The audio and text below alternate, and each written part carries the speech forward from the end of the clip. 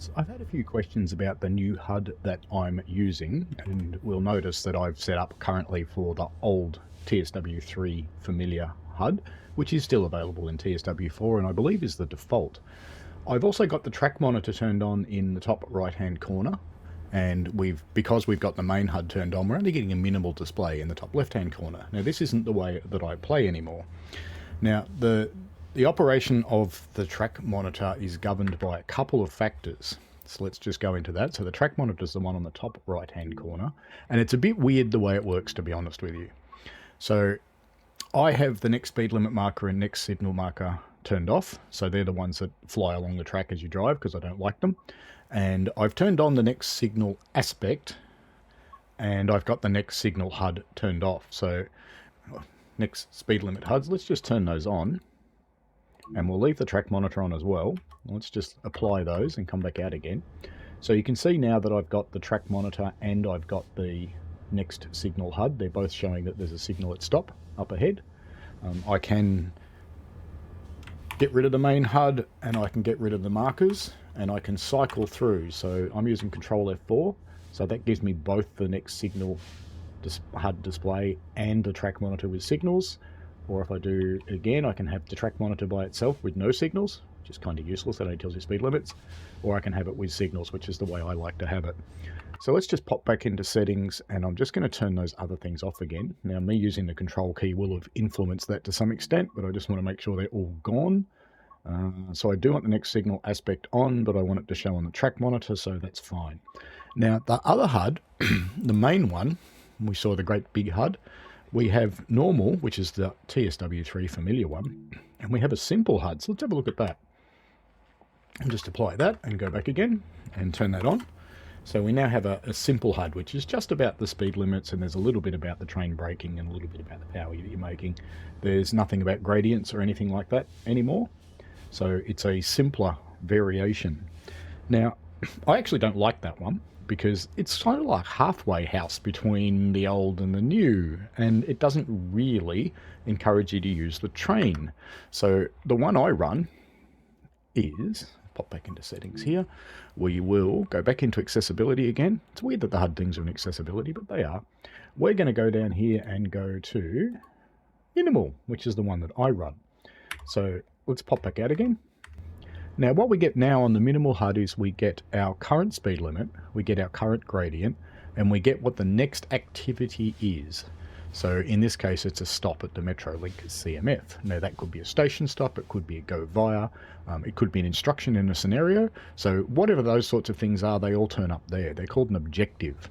You also get the little mini markers and you get the time. Now, I run this combination of HUDs, so I'm using the track monitor with the signal markers and the speed markers, so I know what my limits are and what's coming up, so I can start slowing the train down and start preparing to behave myself when I get into those speed limits. You know so well that I often do, or maybe don't. But anyway, you can do all of that, but what it's doing is it's actually forcing me to use the trains features. So I have to use the train speedometer, I have to use the train's braking indications, and oh yes, I know this one's not set up, and I have to use the train's power indications.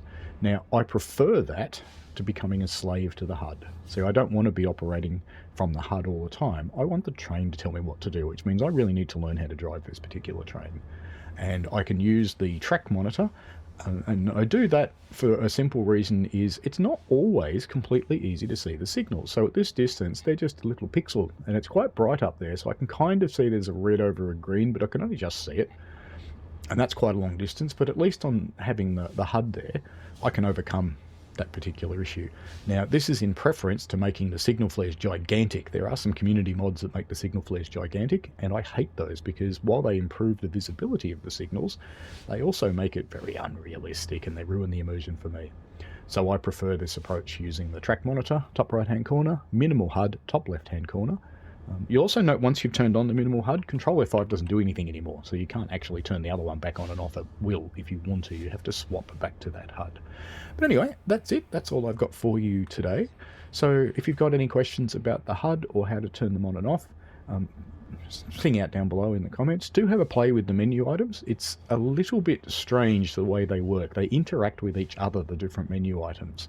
So the best approach is for you to have a play and see what it does for you and become familiar with it.